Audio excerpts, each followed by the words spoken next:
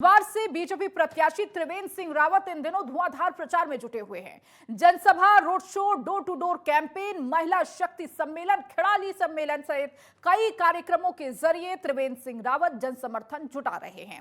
वहीं सीएम पुष्कर सिंह धामी भी सभी प्रत्याशियों के समर्थन में जनसभा कर रहे हैं।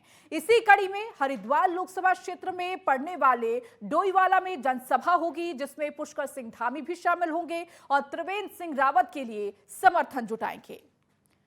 तो लोकसभा चुनावों को अभी बस कुछ ही दिन बाकी है और उससे पहले लगातार तमाम जो प्रत्याशी हैं वो चुनाव प्रचार में जुटे हुए हैं। इस बीच बीजेपी के जो प्रत्याशी लगातार धुआंधार प्रचार प्रसार में जुटे हुए हैं, चुनावी जनसभाओं को धार देते हुए नजर आ रहे हैं। ऐसी ही तस्वीरें लगातार त्रिवेंद्र सिंह रावत जो कि डोर टू डोर और व्यक्ति टू व्यक्ति पहुंचने की कोशिश में लगे हुए हैं और बीजेपी के पक्ष में वोट करें इस प्रयास में लगातार अपील कर रहे हैं। और इसी बीच आपको बता दें, डोईवाला में आज जनसभा का आयोजन किया जाएगा, जिसमें सीएम पुष्कर सिंह धामी भी पहुंचेंगे और त्रिवेंद्र सिंह रावत के पक्ष में वोट करने की अपील करेंगे, जन समर्थन जुटाएंगे। तो लगातार हरिद्वार से बीजेपी के प्रत्याशी हैं त्रिवेंद्र सिंह रावत और हरिद्वार लोकसभा सीट के हर इलाके, हर क्षेत्र में पहुंचने का प्रयास कर रहे हैं, हर व्यक्ति तक पहुंचने का प्रयास कर रहे हैं।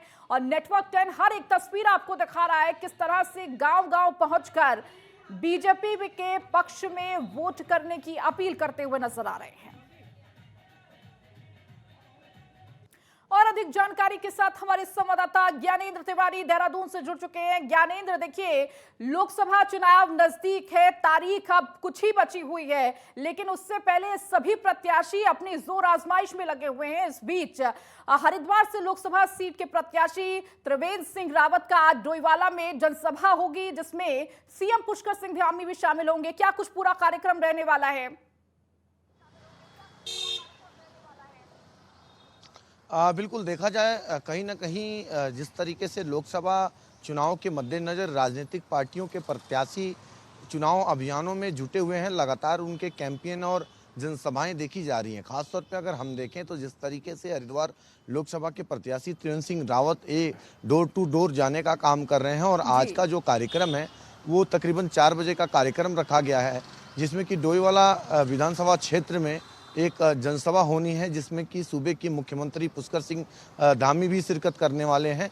और कहीं ना कहीं अगर हम देखें तो इस जनसभा के माध्यम से डोईवाला और आसपास ऋषिकेश के सभी जो लोकसभा क्षेत्र है हरिद्वार का जो वोटर्स हैं उनको साधने की कोशिश भारतीय जनता पार्टी की है, त्रिवेंद्र सिंह रावत के प्रत्याशी की है। और ऐसे में मुख्यमंत्री पुष्कर सिंह धामी भी इसमें उपस्थित रहेंगे, तमाम जो कार्यकर्ता उपस्थित रहेंगे और आसपास की जो जनता है वो इसमें आएगी। कुल मिला के अगर हम देखें तो प्रधानमंत्री नरेंद्र मोदी के दौरे से पहले कहीं ना कहीं छोटी छोटी जो जनसभाएं हो रही हैं उसके जरिए भारतीय जनता पार्टी अपने आप को मजबूत करने में जुटी हुई है।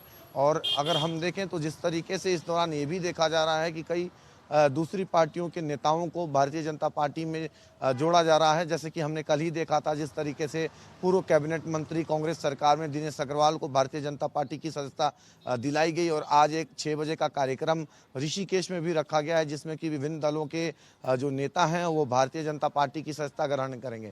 तो कुल मिलाकर अगर हम देखें तो हरिद्वार लोकसभा सीट में कई ऐसे कहीं ना कहीं कांग्रेस के नेता रहे हैं जिनको भारतीय जनता पार्टी में शामिल कराया जा रहा है और लगातार कहीं ना कहीं भारतीय जनता पार्टी अपने कुनबे को बढ़ाने की कोशिश कर रही है। चुनाव का समय है, ऐसे में सक्रियता चुनाव के दृष्टि से सभी राजनीतिक दलों का देखा जा रहा है।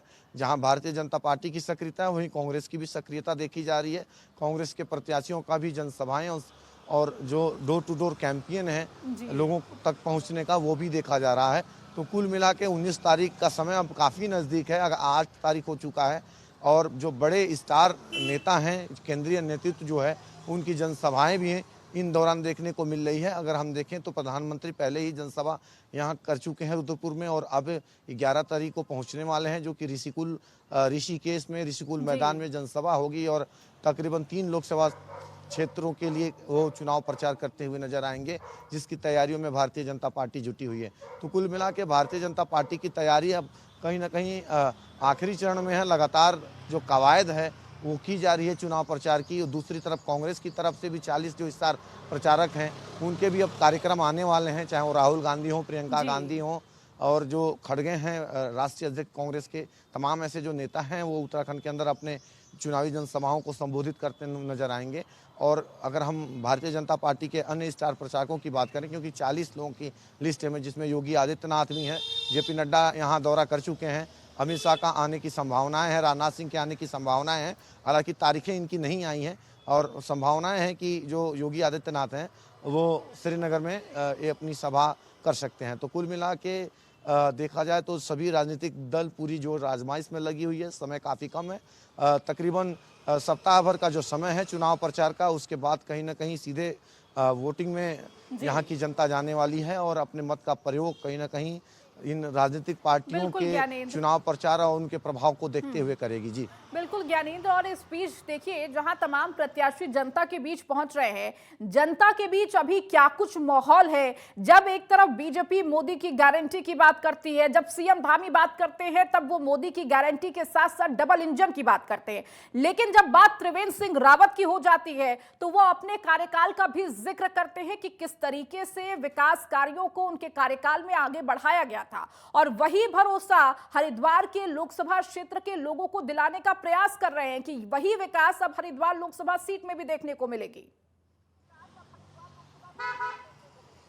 बिल्कुल, अगर हम देखें त्रिवेंद्र सिंह रावत लगातार अपने चुनाव प्रचार में इस बात का वो जिक्र कर रहे हैं कि वो कोई नया चेहरा नहीं है। भले ही भाजपा की तरफ से प्रत्याशी हरिद्वार में बदला गया हो, त्रिवेंद्र सिंह रावत पे दाव खेला गया हो, लेकिन त्रिवेंद्र सिंह रावत इस बात को जनता के बीच कहते हुए नजर आ रहे हैं कि कोई नया चेहरा नहीं है।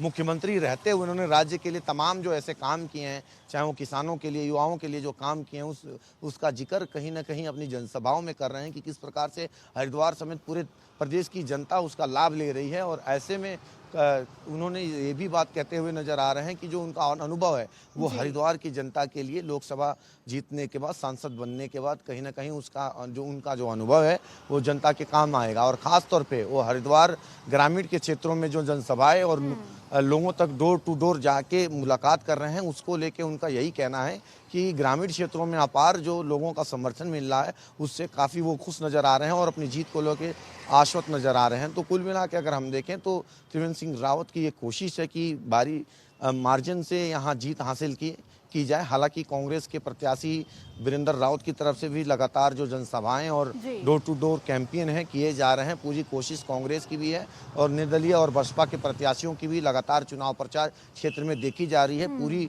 कोशिश इन दलों की भी है कि चुनाव को किसी भी तरीके से अपने पाले में लिया जाए।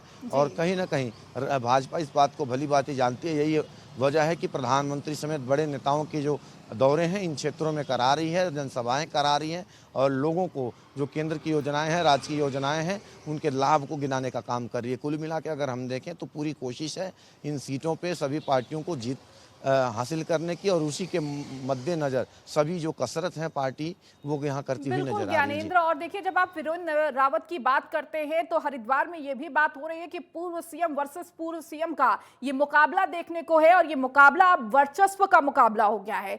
किसकी पहुंच जनता के बीच सबसे ज्यादा है, किसका नाम जनता के बीच सबसे ज्यादा है, ये कहीं ना कहीं हरिद्वार में देखने को मिल रहा है। भले वीरेंद्र सिंह रावत चुनावी मैदान में उतरे हों, लेकिन साख हरीश रावत की भी लगी हुई है और उसी लिए कांग्रेस भी लगातार तमाम प्रयास करते हुए नजर आ रही है।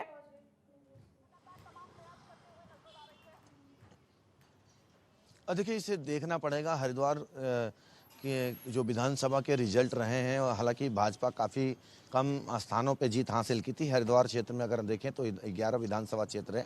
ऐसे में हरिद्वार शहर, रानीपुर और रुड़की और झबरेड़ा ऐसा सीट रहा जहां भारतीय जनता पार्टी ने जीत हासिल की। इसके अलावा कई जगहों पे कांग्रेस और बसपा और निर्दलीय प्रत्याशियों ने जीत हासिल की।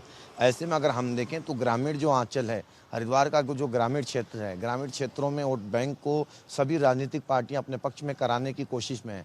अगर देखें तो कांग्रेस भी पूरी कोशिश कर रही है, क्योंकि कांग्रेस की अगर हम देखें तो कांग्रेस हरिद्वार ग्रामीण के क्षेत्रों में, ज्वालापुर के क्षेत्रों में, अन्य अगर हम देखें पिरान कलियर के क्षेत्रों में काफ़ी मजबूत है।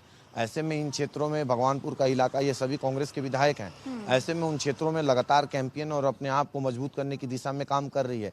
भाजपा इस बात को भली भांति जानती है कि एक तरफ तो कांग्रेस, दूसरी तरफ बसपा और निर्दलीय जो प्रत्याशी हैं उनका एक कुनबा है और वहाँ से वो विधायक भी हैं। तो ऐसे में उन सभी चीज़ों को मात देने की कोशिश में भारतीय जनता पार्टी लगी हुई है ताकि जो मार्जिन है जीत का उसे बेहतर किया जाए और अच्छे तरीके से जीत हासिल किया जाए। लेकिन विधानसभा के चुनाव से बिल्कुल विपरीत होता है लोकसभा का चुनाव। ऐसे में अगर हम देखें तो बहुत सारे जनता से जो बातचीत होती है, जनता कहीं ना कहीं प्रधानमंत्री के चेहरे को देख के वोट करने वाली बात करती है, विकास की बात करती है।